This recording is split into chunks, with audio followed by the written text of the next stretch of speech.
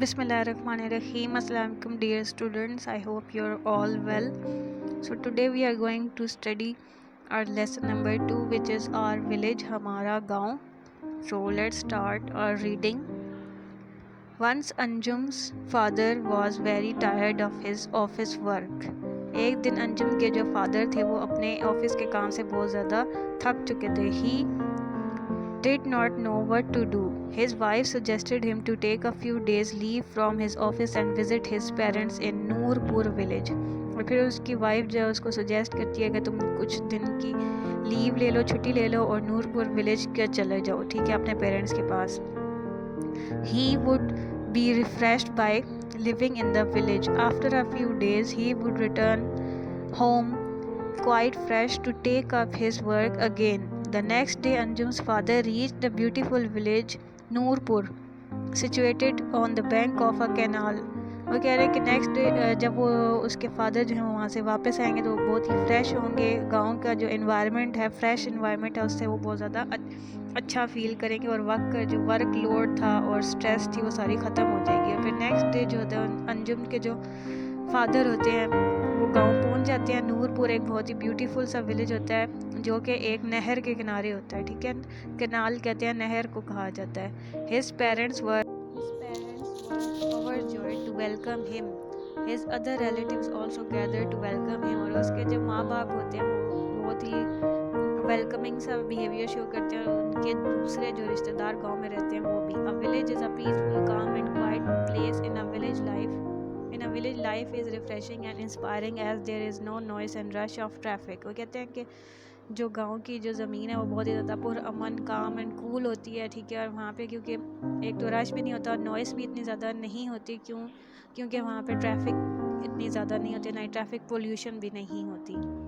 Pakistan is a land of villages, اور پاکستان جو ہے اس کے اندر بہت سارے جو ہے نا ولیجز ہیں. Almost 70% of our total population lives in villages. The population of a big village may go to 5,000 to 6,000. But a small village usually has a population of about 2,000 people or less. اور کہتے ہیں کہ 70% جو پاکستان کی آبادی ہے, population ہے, وہ ولیجز میں رہتی ہے, اور اس کے علاوہ 5,000 to 6,000 جو ہے بڑے جو گاؤں ہوتے ہیں, ٹھیک ہے, جس کے اندر 5,000 سے 6,000 لوگ ہوتے ہیں, اور اس کے علاوہ جو چھوٹے گاؤں ہوتے ہیں اس میں تقریباً 2,000 یا اس سے کم لوگ ہوتے ہیں. تو نیکسٹ آپ کا ہے paragraph. The villagers live in simple houses. Every village has مسجد where people offer prayer. Some of the smaller villages do not have electricity. اور کہہ رہے ہیں کہ جو لوگ ہیں بہت ہی سمپل سے گھروں میں رہتے ہیں, وہ اپنا جو مسجد ہے اس کے اندر نماز ادا کرتے ہیں. اور کچھ جو ایسے بہت ہی چھوٹے گاؤں ہوتے ہیں تو وہاں پہ الیکٹریسٹی بھی نہیں ہوتی. The villages have green trees in and around their houses. اور ہر جگہ گاؤں میں جو ہے گرین ٹریز وغیرہ لگے ہوتے ہیں, ہریالی ہوتی ہے. The trees provide shady sitting places in the summer afternoons. اور گرمیوں کے موسم میں جو ہے وہ شیڈ کے لیے یوز کیا جاتا ہے, وہاں پہ ٹھنڈی ہوا چلتی ہے ان درختوں کی وجہ سے. Usually a small village does not have a hospital, high school and post office. اور جو بہت ہی چھوٹے سے گاؤں ہوتے ہیں اس کے اندر نہ تو ہاسپٹل ہوتا ہے, ہائی اسکول بھی نہیں ہوتا, اور پوسٹ آفس بھی نہیں ہوتا.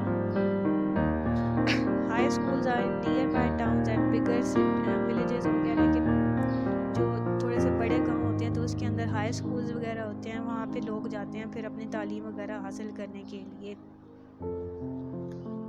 Mostly people living in far off villages are not educated. A teacher of the village primary school takes care of the postal needs of the villagers. He also reads and writes letters for them. وہ کہہ رہے ہیں کہ وہاں پہ جو لوگ ہیں وہ زیادہ تر پڑھے لکھے نہیں ہوتے, اس وجہ سے جو ٹیچرز وغیرہ ہوتے ہیں تو وہ ان کی پوسٹل نیڈز یعنی خط لکھنا اور پڑھنا یا ان کو سمجھانا جو ہے وہ کام بھی سر انجام دیتے ہیں.